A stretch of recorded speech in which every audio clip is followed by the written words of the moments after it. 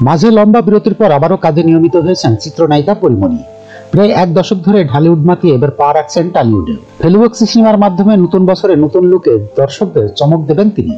সম্প্রতি প্রকাশ্যে আসা সিনেমাটির পোস্টারে পরিমণির লুক দেখে এমনটাই ভাবনা নেটিজেনদের।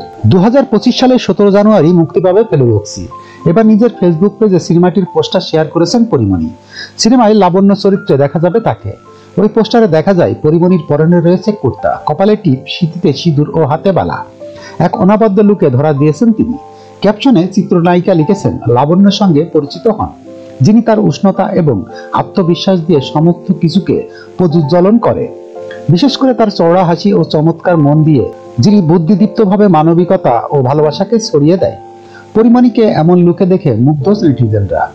ভক্তদের মন্তব্য রীতিমতো ঝড় তুলেছেন নায়িকার কমেন্ট বক্সে।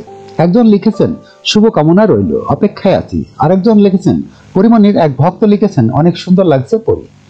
দেবরাজ সিনহা পরিচালিত ফেলুবক্সিতে পরিমণি ছাড়া অভিনয় করেছেন সোহম চক্রবর্তী, মধুমিতা সরকার সহ আরো অনেকে।